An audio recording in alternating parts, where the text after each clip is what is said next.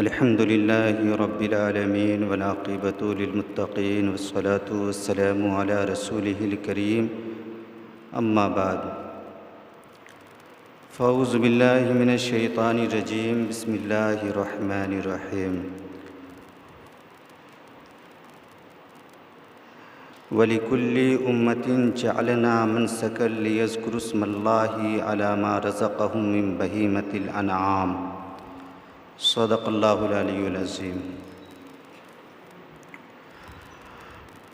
درود پاک پڑھے اللہم صلی علی سیدنا شفیعنا حبیبنا مولانا محمد بارک وسلم صلو علیہ صلاۃ و سلام علیک یا رسول اللہ صلی اللہ تعالی علیہ وسلم۔ حضرات محترم، قربانی کا مہینہ آنے والا ہے۔ جو حضرات قربانی کرنا چاہتے ہیں ان کے لیے سب سے پہلے حدیث مقدسہ کا یہ مفہوم گوشے گزار کر دوں کہ آقا علیہ الصلاۃ والتسلیم نے ارشاد فرمایا کہ جب تم بقر عید کا چاند دیکھو اور تم میں سے جو کوئی قربانی کرنا چاہے تو اسے چاہیے کہ بال منڈانے یا ترشوانے اور ناخن کٹوانے سے رکا رہے، تب تک رکا رہے جب تک قربانی کی ادائیگی نہ کر لے۔ قربانی کی ادائیگی کے بعد یہ کام پھر سے کریں۔ تو آپ میں سے جو کوئی بھی قربانی کرنے کا ارادہ رکھے ہیں، چاند ہونے کے بعد ان باتوں پر ضرور عمل کریں۔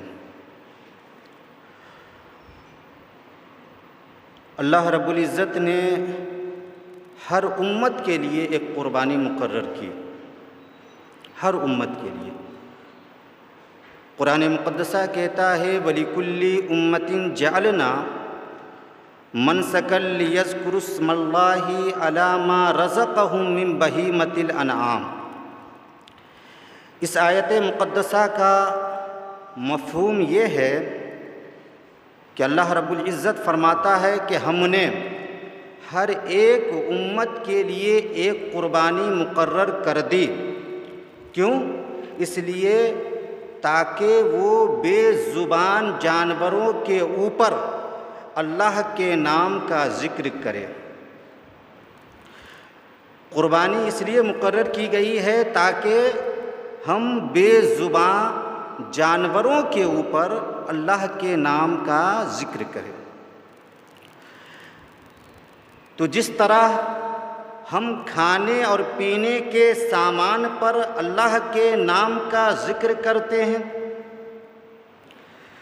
جس طرح ہم پہننے اوڑھنے کے وقت میں اللہ کے نام کا ذکر کرتے ہیں، جس طرح ہم چلتے پھرتے اٹھتے اور سوتے وقت میں اللہ کے نام کا ذکر کرتے ہیں، جس طرح ہم شہر اور بستی میں اللہ کے نام کا ذکر کرتے ہیں، جس طرح ہم مجمع اور تنہائی میں اللہ کے نام کا ذکر کرتے ہیں، اسی طرح جب سال میں ایک مرتبہ ماہ ذی الحجہ آئے تو ہمارے مالداروں کو چاہیے کہ وہ قربانی کرے تاکہ بے زبان جانوروں کے اوپر بھی اللہ کے نام کا ذکر ہو جائے، اللہ کے نام کا تذکرہ ہو جائے۔ ہر امت کے لیے رب قدیر نے ایک قربانی مقرر کی ہے، ہمارے لیے بھی قربانی ہے، لہٰذا ہم قربانی کیا کریں۔ اس بات میں کوئی شک و شبہ نہیں ہے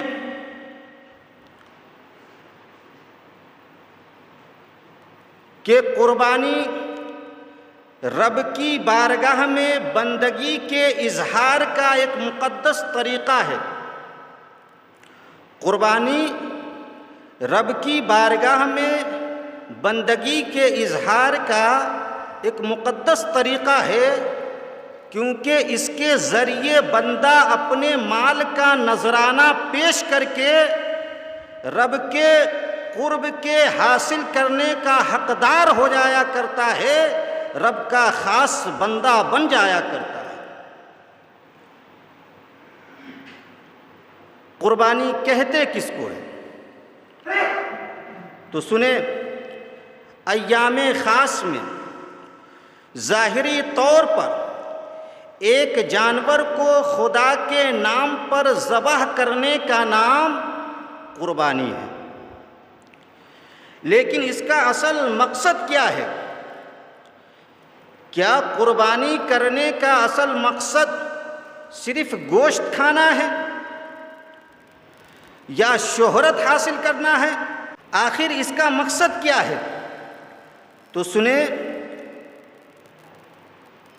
اس کا مقصد یعنی قربانی کرنے کا اصل مقصد نہ گوشت کھانا ہے نہ شہرت حاصل کرنا ہے، بلکہ قربانی کرنے کا اصل مقصد تقویٰ و پرہیزگاری کے کمال پر پہنچنا ہے، یعنی تقویٰ و پرہیزگاری حاصل کرنا ہے۔ کیونکہ ہم سب جانتے ہیں کہ نہ قربانیوں کا گوشت رب کی بارگاہ میں پہنچتا ہے نہ اس کا خون پہنچتا ہے۔ اگر رب کی بارگاہ میں کچھ پہنچتا ہے تو صرف اور صرف ہمارا تقویٰ پہنچتا ہے، ہمارے نیک کام پہنچا کرتے ہیں، ہماری پرہیزگاری رب کی بارگاہ میں پہنچا کرتی ہے۔ آپ دیکھیں، زمانہ جاہلیت میں کفار قریش کے لوگ جب قربانیاں پیش کیا کرتے تھے تو قربانیوں کے خون کو خانہ کعبہ کی دیوار پر جا کر پوت دیا کرتے تھے، لگا دیا کرتے تھے۔ وہ یہ تصور کیا کرتے تھے کہ ایسا کرنے سے ہماری قربانیاں قبول ہو جائے گی۔ آقا علیہ الصلوۃ والتسلیم کے تشریف لانے کے بعد رب قدیر نے حکم فرمایا، لَن يَنَالَ اللَّهَ لُحُومُهَا وَلَا دِمَاؤُهَا وَلَكِنْ يَنَالُهُ التَّقْوَىٰ مِنْكُمْ، کہ سنو، ہرگز خدا کی بارگاہ میں نہ قربانیوں کا گوشت پہنچا کرتا ہے نہ اس کا خون پہنچا کرتا ہے۔ اگر رب کی بارگاہ میں کچھ پہنچتا ہے تو صرف اور صرف تمہارا تقویٰ پہنچا کرتا ہے، تمہاری پرہیزگاری پہنچا کرتی ہے۔ لہذا دل و دماغ کو صاف کر کے اچھی نیت کے ساتھ رب کی رضامندی حاصل کرنے کے ارادے سے ذوق و شوق کے ساتھ قربانی کیا کرے، اس لیے کہ وہی قربانی رب کی بارگاہ میں مقبول کی جاتی ہے جو رب کی رضامندی حاصل کرنے کے لیے کی جاتی ہے، جو رب کی خوشنودی حاصل کرنے کے لیے کی جاتی ہے، وہی قربانی رب کی بارگاہ میں مقبول کی جاتی ہے۔ لہذا اچھی نیت کے ساتھ قرب الہی حاصل کرنے کے ارادے سے ہم قربانی کیا کریں۔ رب قدیر فرماتا ہے قرآن مقدسہ کے اندر، قُلْ إِنَّ صَلَاتِي وَنُسُكِي وَمَحْيَايَ وَمَمَاتِي لِلَّهِ رَبِّ الْعَالَمِينَ، اے محبوب آپ فرما دیجئے کہ بے شک میری نماز، میری قربانی، میری زندگی، میری موت، یہ سب اللہ کے لیے ہے، اس اللہ کے لیے جو سارے جہان کا پالن ہار ہے، جو سب کا پروردگار ہے۔ اس سے پتہ چلتا ہے کہ ہم لوگوں کو اپنی زندگی میں اچھا کام کرتے رہنا چاہیے، اور جب بھی ہم اچھا کام کریں اس کے پیچھے یہ مقصد ہونا چاہیے کہ اس کے ذریعے ہم سب کو رب قدیر کی خوشنودی حاصل ہو جائے، رب قدیر کی رضامندی حاصل ہو جائے۔ اگر اس مقصد کے ساتھ ہم اچھے کاموں کو پورا کیا کریں گے تو یقین جانے کہ کامیابی ہر موڑ پر ہمارے قدم کو بوسہ دیتی ہوئی نظر آئے گی، ہر موڑ پر ہم کامیاب و کامران بنتے ہوئے نظر آئیں گے۔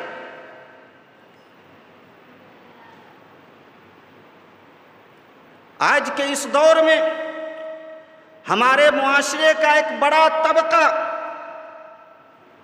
صرف چند قطرے خون بہا دینے کو ہی قربانی سمجھ بیٹھا ہے۔ چند قطرے خون بہا دیا اور سوچتا ہے قربانی ہو گئی، اور قربانی کے پردے کے پیچھے جو جذبات و احساسات، جو وفاداری و فداکاری کے جلوے چھپے ہوئے ہیں اسے سمجھنے کی کوشش نہیں کرتا، اسے محسوس کرنے کی کوشش نہیں کرتا، اور جو قربانی کے پردے کے پیچھے چھپے ہوئے جذبات و احساسات کو، وفاداری و فداکاری کو سمجھ لیا کرتا ہے وہ رب کا قرب حاصل کر لیا کرتا ہے، وہ رب کا خاص بندہ ہو جایا کرتا ہے۔ یہ قربانی کرنا کوئی آسان کام نہیں ہے۔ آپ اس کے ذریعے حضرت ابراہیم علیہ السلام کی وفاداری و فداکاری کو محسوس کرنے کی کوشش کریں، سمجھنے کی کوشش کریں کہ کیسے رب کے خلیل نے حکم ربی پر اپنے لاڈلے کی گردن پر چھری چلانا پسند کیا۔ ایسا کرنا آسان نہیں ہوتا ہے۔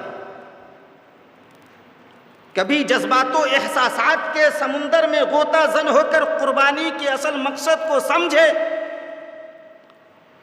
کہ جو لاڈلا مدتوں بعد ملا ہو، جو جگر کا ٹکڑا ہو، جس کا چہرہ چاند کی طرح چمکتا ہو، جو پھول کی طرح کھلتا ہو، ایسے بیٹے کو ذبح کرنا آسان نہیں ہوتا ہے۔ لیکن رب کے خلیل نے یہ ثابت فرما دیا، یہ ظاہر کر دیا کہ جو رب چاند سا مکھرا بیٹے کی صورت میں عطا فرمایا ہے، وہی رب اسی بیٹے کی قربانی بھی طلب فرما رہا ہے۔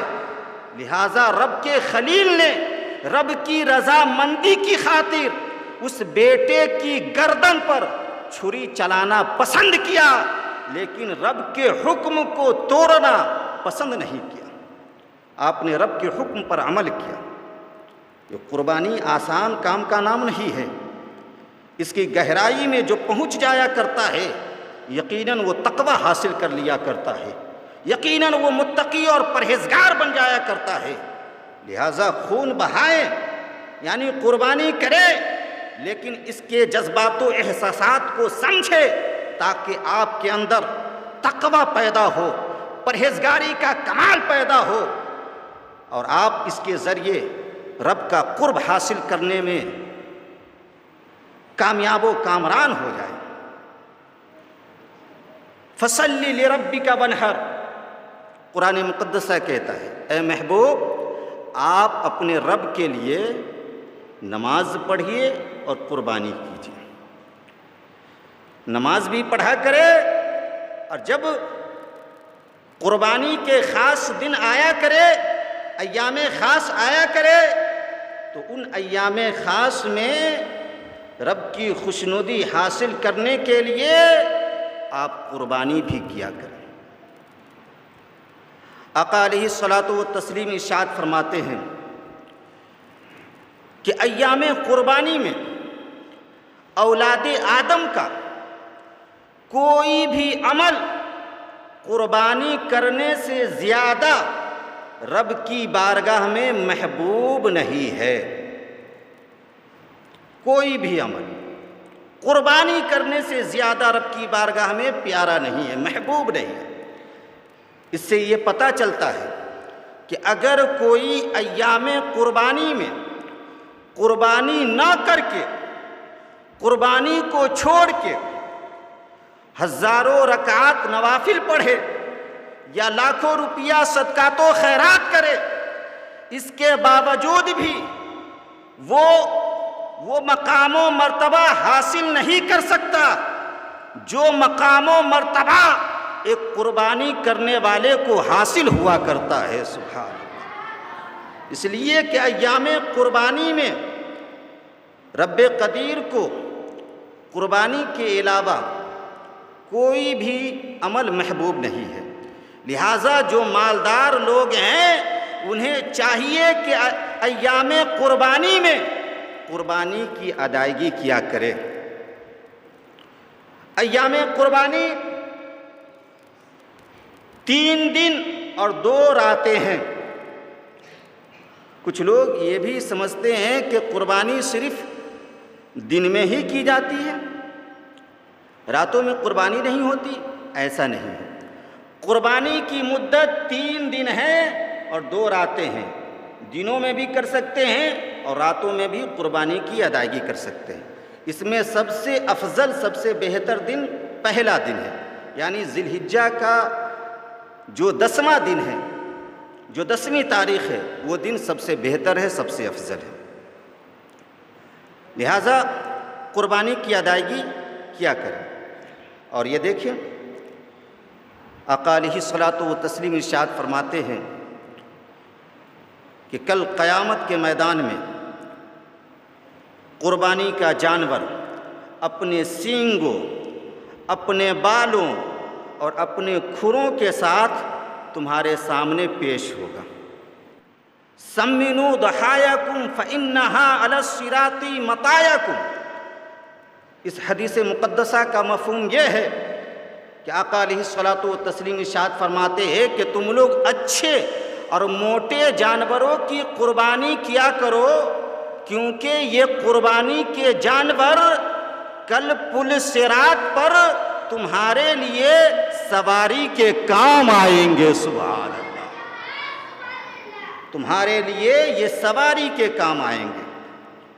لہذا مجبور ہو کر نہیں، مسرور ہو کر قربانی کیا کرے،